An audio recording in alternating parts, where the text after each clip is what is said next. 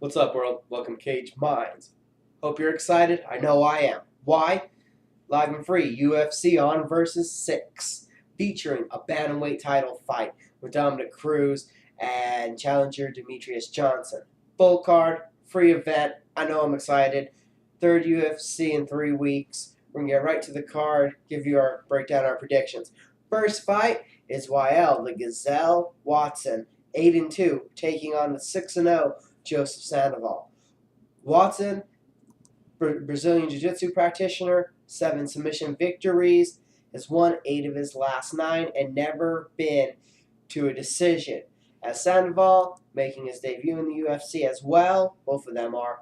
Sandoval primarily has got most of his pro experience in the Shark Fight organization, 2 KOs, 1 submission that was due to strikes. So he's a pure striker, seen some tape on him, good movement, likes to stand and bang. Watson, good movement. Heard he has good technical stand-up. In the fight I saw of him is primarily grappling. So we know already with the 7 submissions, he's going to want to grapple. Sandoval's going to want to keep it standing. From watching his videos, he has good movement, good head movement, good crisp shots. I'm going to pick Sandoval to win this fight. Moving on, the next fight we have is the returning Josh the Dentist Neer, who's 31, 10-1, taking on Keith Wisnowski, who's 28, 11-1. Both of these fighters have over 40 pro MMA fights. Both are widely veterans. Neer is entering his second stint now with the UFC. First time at lightweight, now at welterweight. Went 3-2 that first time with the organization. Since then, has won 4 of his last 5. His only loss coming to Bellator lightweight champion Eddie Alvarez. After that, a 4-fight win streak. Wisnowski's on a 6-fight win streak, primarily using jiu-jitsu himself. 15 submissions, 6 KOs, been to 7 decisions. Neer finishes fights a little more often, 16 KOs, 11 submissions, only been to 4 decision victories for himself. Neer likes to stand, likes to throw leather, he's hard-nosed, trains with the Milicic team. Wisnowski primarily uses a clinch, tries to get the fight to the ground, likes to use pressure on the ground, punching. If Neer can keep the fight standing, it should be in his domain. He should take the win. I think he'll do it, being very emotional and very happy to be back in the UFC. Next fight is Shane Roller, who's 10-4, taking on TJ Grant, 16-5. Roller's a wrestler who all 4 of his losses have come against the elite of the Zuffa organizations, losing to Ben Henderson, Anthony Pettis, and Melvin Gillard. TJ Grant, on the other hand, this is his debut at lightweight, moving down from welterweight. His losses that have made him move down were against Dong Young Kim, Ricardo Almeida, so no slouch there, and especially high-ranking grapplers. Roller, a wrestler, uses his grappling well, but since he's been a mixed martial artist on the bigger stage, we've seen him open up more with his striking, kind of slow, kind of sloppy. Neither one of these guys is the wow, gonna blow you away with their stand-up game. They're both very solid fighters. I think that Grant should have an advantage dropping down weight classes, and he's a little faster, more technical, and more accurate with his striking game. As long as Roller keeps on the trend that he's been having of wanting to stand more, I see this being a very close fight, and I think TJ Grant will outwork Shane Roller if Roller just doesn't completely make this a wrestling match. Next fight is Mike the Hulk Easton, who has a 10-1 record, taking on Jeff Hellborn Hoglund, who's 10-4. Easton is coming back off of a 2-year hiatus away from the sport. He's now training with the Alliance team, Dominick Cruz, Brandon Vera, so he has a good count backing him. Hoglund, though, coming in, is on a 9-fight win streak. He's lost to guys like Gilbert Melendez. He's faced some really tough challengers in his life, and another good submission practitioner with 7 career submission victories. Easton has a black belt and his own. I'm not too sure how their stand-up games look. I wasn't able to research that much video on these 2 guys, but they both seem to really have solid ground games. Knowing that Hoglund is the more active fighter on such a winning streak, I'm just going to keep that winning streak going and pick him.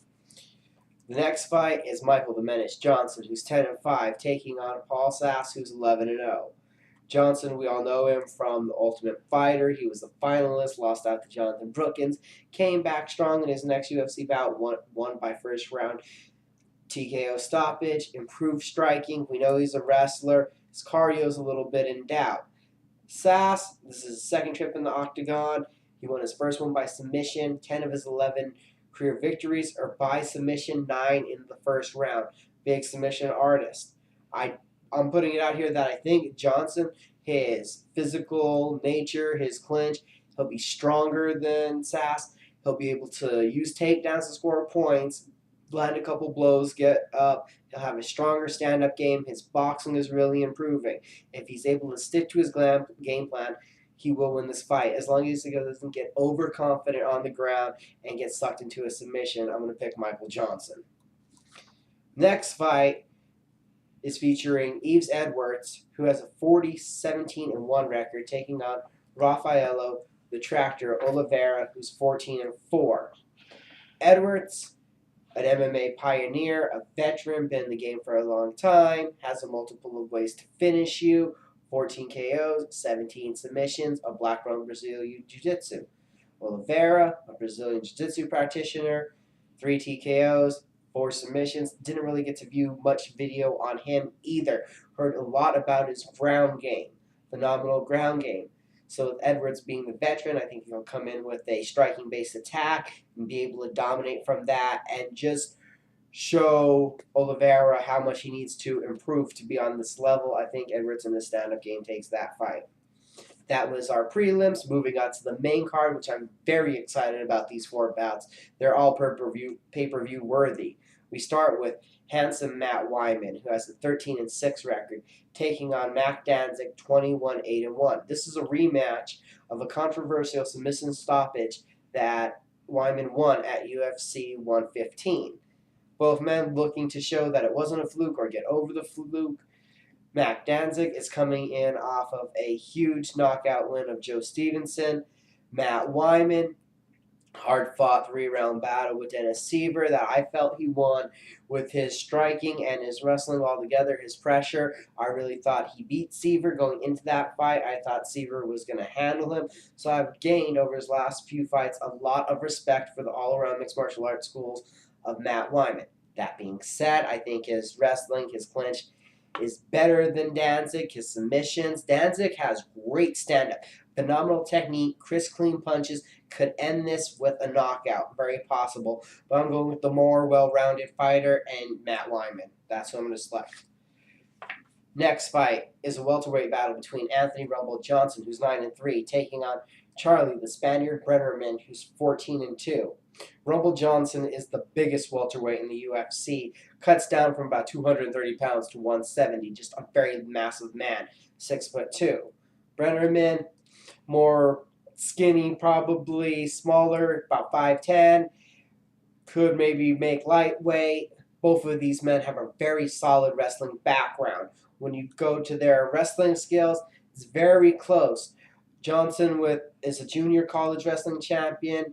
Brennerman wrestled in college, has great scramble abilities, has had very good MMA wrestling skills. His battles with Johnny Hendricks, Rick Story, he put them on display. Very good in his sprawls, very elusive. Anthony Johnson, 6 TKOs, though. He has a very powerful punch. The first and second round are probably going to belong to Johnson. He should be able to control it, use his size, his power, and possibly end the fight with a knockout. Outside of that, I'm pretty sure if it goes all the way to the decision, somewhere in the third round, Johnson could gas and Brennerman will probably win that. So I'm going to give it all the way to the decision, but take Rumble Johnson. This takes us now to the co-main event that should be a slugfest, a heavyweight slugfest. HD Pat Barry is 6-3, while Stefan the Skyscraper Struve is 25-5. Love to watch both of these fighters.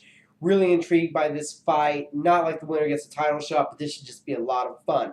We know Pat Barry is a vicious kickboxer.